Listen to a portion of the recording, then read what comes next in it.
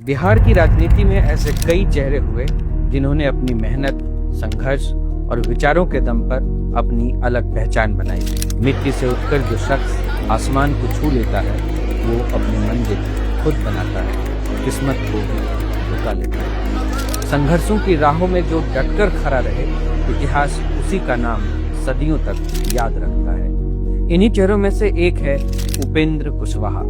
एक साधारण परिवार से निकलकर राजनीति के अलग अलग पड़ावों से गुजरते हुए विधानसभा, विधान परिषद, लोकसभा और राज्यसभा तक पहुंचने वाले उपेंद्र कुशवाहा का राजनीतिक सफर सिर्फ सत्ता तक पहुंचने की कहानी नहीं, यह कहानी है संघर्ष, संगठन की, शिक्षा की, सामाजिक न्याय की और जनसेवा के लिए लगातार सक्रिय रहने की। 6 फरवरी 1960 को वैशाली जिले के महनार प्रखंड के एक साधारण परिवार में उपेंद्र कुशवाहा जी का जन्म हुआ। पिता मुनेश्वर सिंह और माता मुनेश्वरी देवी के घर जन्मे उपेंद्र कुशवाहा जी का बचपन एक सामान्य ग्रामीण परिवेश में बीता, लेकिन बचपन से ही उनके भीतर आगे बढ़ने की ललक थी। शिक्षा को उन्होंने अपनी ताकत बनाया। पटना साइंस कॉलेज से स्नातक करने के बाद उन्होंने BR अम्बेडकर बिहार विश्वविद्यालय से राजनीति विज्ञान में स्नातकोत्तर की डिग्री हासिल की। इसके बाद उन्होंने समता कॉलेज में राजनीति विज्ञान के प्रोफेसर के रूप में अपने करियर की शुरुआत की। लेकिन शायद उनकी मंजिल सिर्फ शिक्षा तक सीमित नहीं थी। नियति उन्हें एक बड़े मंच की ओर ले जा रही थी। वह मंच था जनसेवा और राजनीति का। उपेंद्र कुशवाहा की राजनीतिक यात्रा की नींव बिहार के महान समाजवादी नेताओं की विचारधारा से जुड़कर पड़ी। उनके पिता मुनेश्वर सिंह कर्पूरी ठाकुर के करीबी सहयोगियों में से एक थे। इसी वजह से उपेंद्र कुशवाहा को छात्र जीवन में ही कर्पूरी ठाकुर के साथ राजनीतिक कार्यकर्ता के रूप में काम करने का अवसर मिला। यहीं से उनके भीतर समाज के वंचित और पिछड़े वर्गों के लिए काम करने की सोच मजबूत हुई। बिहार की राजनीति में उस समय समाजवादी विचारधारा का प्रभाव तेजी से बढ़ रहा था। नीतीश कुमार, लालू प्रसाद यादव और रामविलास पासवान जैसे नेता भी इसी राजनीतिक धारा से अपनी पहचान बना रहे थे। उपेंद्र कुशवाहा जी की राजनीतिक यात्रा भी इसी दौर में आगे बढ़ी। कुशवाहा उपनाम से उनकी पहचान को मजबूत करने में नीतीश कुमार जी की भूमिका रही है। यह पहचान आगे चलकर उनके सामाजिक और राजनीतिक जुड़ाव का महत्वपूर्ण आधार बनी। यूथ इकाई का गठन हुआ जिसमें पदाधिकारी के रूप में मेरा नाम था और उसमें नीतीश कुमार जी अध्यक्ष बने थे। अखबार में उस वक्त तो अखबार ही ज्यादा चलता था, तो अखबार में हमने खबर देखी तो थोड़ी निराशा हमको हुई। हम उम्मीद में थे कि मेरा नाम भी पदाधिकारियों की सूची में शामिल होगा, तो मैंने देखा तो थोड़ी निराशा हुई कि मेरा नाम नहीं है। नीतीश जी से फिर उसी दिन मुलाकात हुई तो नीतीश जी ने बधाई दी। उन्होंने कहा कि बधाई किस बात के लिए दे रहे हैं, हम कहाँ पदाधिकारी बने। उन्होंने कहा कि किसका नाम है, तो उपेंद्र प्रसाद सिंह की जगह उपेंद्र कुशवाहा नाम था उसमें, तो हम कैसे समझते उसको। तो कहा कि अरे आप ही का नाम है ना, उपेंद्र प्रसाद सिंह नहीं उपेंद्र कुशवाहा आप ही का नाम है। तो उन्होंने कर दिया तो उसके बाद हो गया। 1985 में सक्रिय राजनीति में प्रवेश करने के बाद उपेंद्र कुशवाहा जी ने संगठनात्मक क्षमता का परिचय दिया। 1985 से 1988 तक उन्होंने युवा लोक दल के राज्य महासचिव के रूप में जिम्मेदारी निभाई। 1988 से 1993 तक युवा जनता दल के राष्ट्रीय महासचिव रहे। इसके बाद 1994 से 2002 तक समता पार्टी के महासचिव के रूप में उन्होंने काम किया। इन वर्षों में उनका फोकस सिर्फ संगठन तक सीमित नहीं रहा। उन्होंने जमीनी कार्यकर्ताओं को मजबूत करने, युवाओं को राजनीति से जोड़ने और पार्टी संगठन को गांव-गांव तक पहुंचाने का प्रयास किया। यही संगठनात्मक अनुभव आगे चलकर उनकी राजनीतिक पहचान की सबसे बड़ी ताकत बना। साल 2000 बिहार विधानसभा, उपेंद्र कुशवाहा जी ने समता पार्टी के टिकट पर जंदाहा विधानसभा क्षेत्र से चुनाव लड़ा। उन्होंने चुनाव जीतकर अपनी चुनावी राजनीति की शुरुआत की। इस चुनाव में उन्हें 33.47% वोट मिले। यह उनके जन समर्थन की पहली बड़ी परीक्षा थी और वह इस परीक्षा में सफल रहे। लेकिन उनकी राजनीतिक यात्रा अभी एक और बड़े मोड़ की ओर बढ़ रही थी। साल 2004 में उपेंद्र कुशवाहा जी को बिहार विधानसभा में नेता प्रतिपक्ष की महत्वपूर्ण जिम्मेदारी मिली। यह कोई सामान्य उपलब्धि नहीं थी। इतनी कम उम्र में इतनी बड़ी जिम्मेदारी मिलना उनके राजनीतिक नेतृत्व और संगठनात्मक क्षमता पर भरोसे का प्रमाण था। नीतीश कुमार जी का उन पर विश्वास भी इस फैसले में साफ दिखाई देता था। उपेंद्र कुशवाहा जी ने इस जिम्मेदारी को पूरी गंभीरता से निभाया। लेकिन राजनीति में हर नेता की यात्रा में एक ऐसा मोड़ आता है जब उसे अपना रास्ता खुद चुनना पड़ता है। उपेंद्र कुशवाहा जी के राजनीतिक जीवन में वह मोड़ आया 3 मार्च 2013 पटना के गांधी मैदान में आयोजित एक विशाल रैली में उन्होंने राष्ट्रीय लोक समता पार्टी यानी RLSP की स्थापना की। यह फैसला उनकी स्वतंत्र राजनीतिक पहचान बनाने की दिशा में एक बड़ा कदम था। अब उनके सामने अपनी विचारधारा, अपना संगठन, अपना राजनीतिक आधार खड़ा करने की चुनौती और उन्होंने इसे स्वीकार किया। साल 2014 का लोकसभा चुनाव RLSP ने NDA के साथ गठबंधन किया। उपेंद्र कुशवाहा जी ने काराकाट लोकसभा निर्वाचन क्षेत्र से चुनाव लड़ा और जीत हासिल की। अब उनकी राजनीति बिहार से निकलकर राष्ट्रीय मंच तक पहुंच चुकी थी। उन्हें तत्कालीन मानव संसाधन विकास मंत्रालय में राज्य मंत्री की जिम्मेदारी मिली। एक प्रोफेसर से राजनेता और फिर केंद्रीय मंत्री तक का यह सफर अपने आप में बेहद खास था। शिक्षा के क्षेत्र से जुड़े रहने के कारण केंद्रीय मंत्री के रूप में भी उपेंद्र कुशवाहा जी का विशेष ध्यान शिक्षा पर रहा। केंद्रीय मानव संसाधन विकास राज्य मंत्री के रूप में वर्ष 2014 से 18 के कार्यकाल के दौरान उन्होंने देश और विशेषकर बिहार में केंद्रीय विद्यालयों की स्वीकृति एवं फंड आवंटन में सक्रिय भूमिका निभाई। बिहार के नवादा एवं देवगुंड के लिए केंद्रीय विद्यालय का अनुमोदन उनके ही भगीरथ प्रयासों का सुखद परिणाम है। साथ ही गुणवत्तापूर्ण शिक्षा सुनिश्चित करने के लिए उन्होंने केंद्रीय स्तर पर आवश्यक बजट और वित्तीय स्वीकृति प्रदान करने में महत्वपूर्ण भूमिका निभाई। उपेंद्र कुशवाहा जी ने जवाहर नवोदय विद्यालय में OBC वर्ग के बच्चों को 27% आरक्षण दिलाने में केंद्रीय मानव संसाधन विकास राज्य मंत्री के रूप में अत्यंत महत्वपूर्ण एवं बुनियादी भूमिका निभाई। उन्हीं के इस प्रयास का परिणाम था कि शैक्षणिक सत्र 2020-21 से देश भर के नवोदय एवं केंद्रीय विद्यालयों में OBC वर्ग के छात्रों के लिए आरक्षण नीति लागू हो सकी। उनका मानना रहा है कि शिक्षा सिर्फ रोजगार पाने का माध्यम नहीं है, शिक्षा समाज को बदलने की सबसे बड़ी ताकत है। उपेंद्र कुशवाहा जी ने सामाजिक न्याय से जुड़े मुद्दों को भी राजनीतिक मंच पर प्रमुखता से उठाया।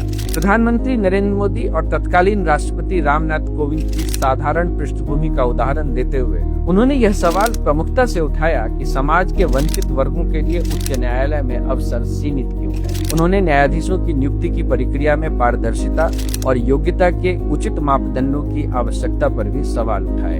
उनका तर्क था कि देश के हर वर्ग को आगे बढ़ने का समान अवसर मिलना चाहिए। यही कारण था कि उन्होंने न्यायपालिका के कॉलेजियम सिस्टम का खुले तौर पर विरोध किया। शुरुआती दौर में उठाना शुरू किया था, उस वक्त भी बहुत लोगों को मालूम नहीं था कि क्या है कॉलेजियम सिस्टम। और आज तो हमको खुशी है कि हम सब लोगों के अभियान का परिणाम है।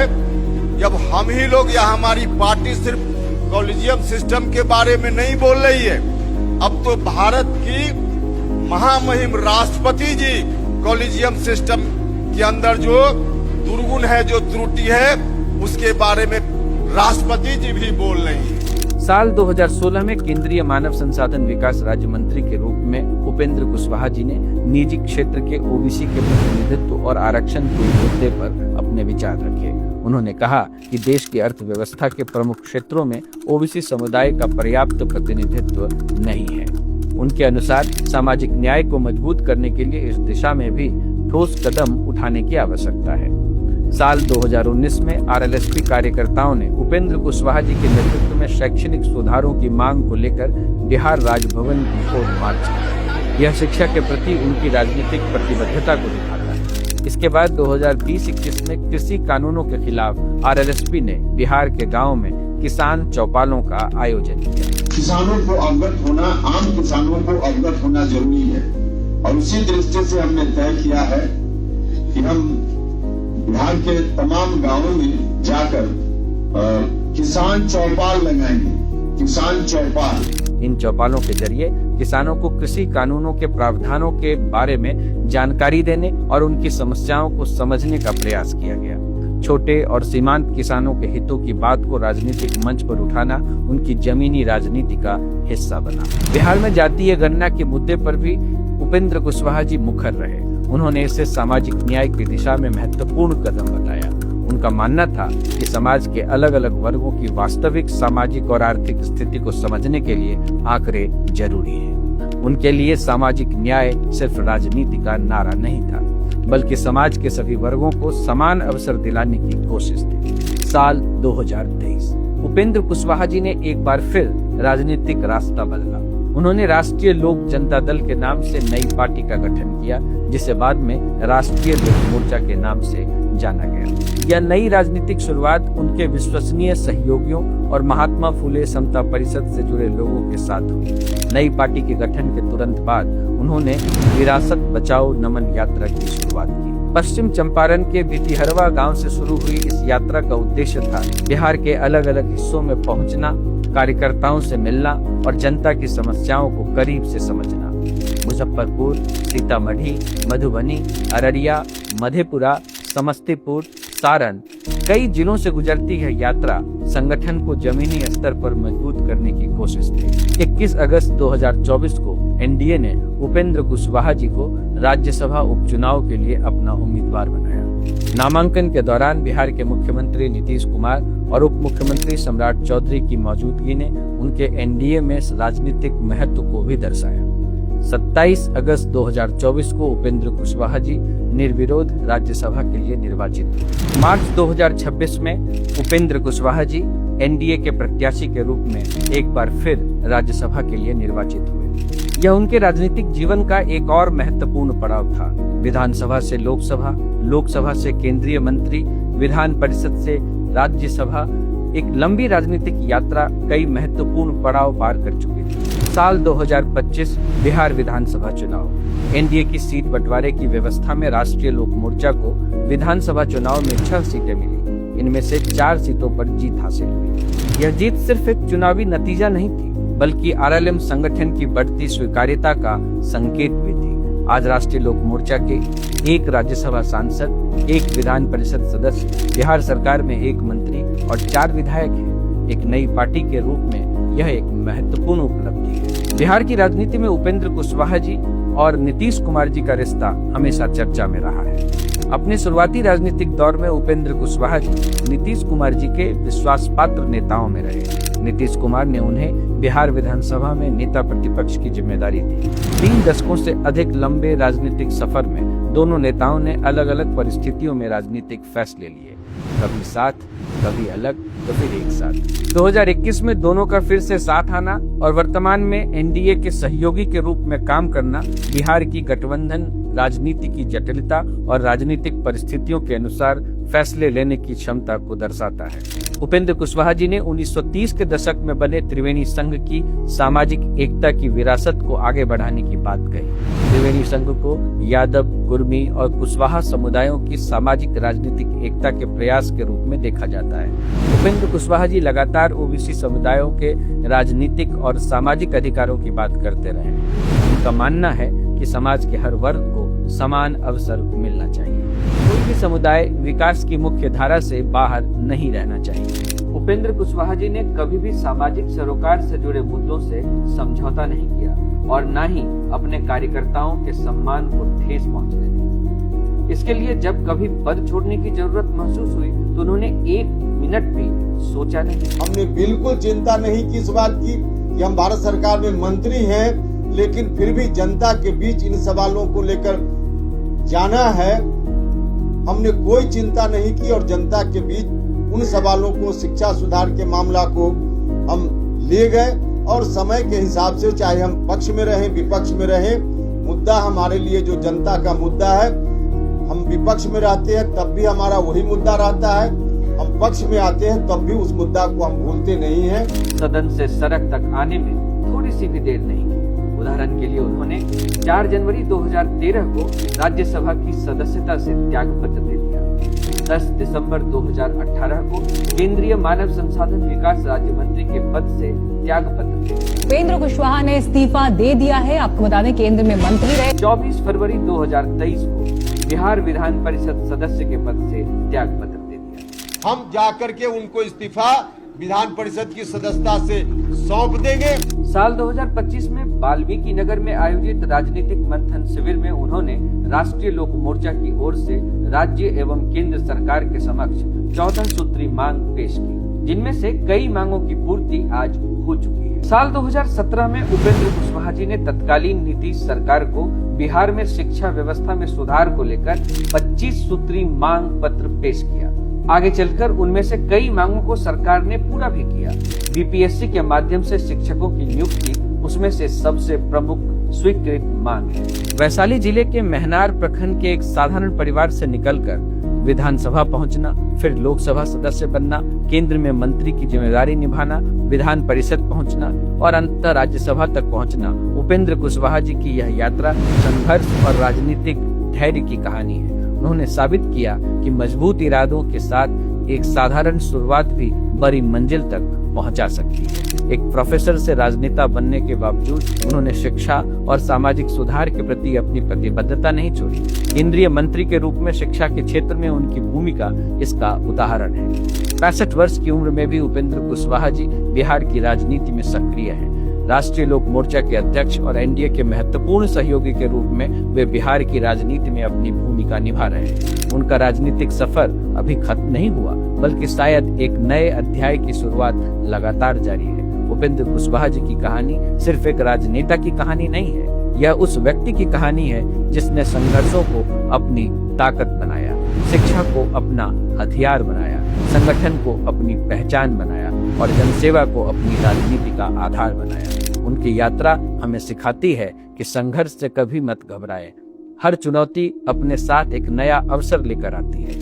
शिक्षा सबसे बड़ा हथियार है, क्योंकि ज्ञान से ही समाज में बदलाव आता है। जनसेवा ही सच्ची राजनीति है, क्योंकि जनता की सेवा ही राजनीति का असली उद्देश्य होना चाहिए। अपनी जड़ों को कभी भूले नहीं, क्योंकि अपनी मिट्टी, अपने समाज से जुड़ाव ही किसी भी नेता की सबसे बड़ी ताकत होती है। राजनीति सिर्फ सत्ता हासिल करने का माध्यम नहीं, बल्कि लोगों के दुख दर्द को समझने और उनके जीवन में बदलाव लाने का जरिया है। एक साधारण परिवार से निकलकर राष्ट्रीय राजनीति तक पहुंचने वाले उपेंद्र कुशवाहा जी का सफर इसी सोच की कहानी कहता है। संघर्षों की राहों पर चलते हुए जो मंजिल तक पहुंचता है, उसकी कहानी सिर्फ उसकी अपनी नहीं रहती, वह आने वाले पीढ़ियों के लिए प्रेरणा बन जाती है। उपेंद्र कुशवाहा जी की कहानी बिहार की राजनीति का एक महत्वपूर्ण अध्याय है। एक अध्याय जो संघर्ष से शुरू हुआ, शिक्षा से मजबूत हुआ, राजनीति से अलग अलग पड़ावों से गुजरा और आज भी आगे बढ़ रहा है। क्योंकि मंजिल चाहे कितनी भी दूर हो, अगर इरादे मजबूत हो, संघर्ष करने का साहस हो और जनता की सेवा का संकल्प हो, तो रास्ते खुद बनते चले जाते हैं। उपेंद्र कुशवाहा जी का सफर जारी है।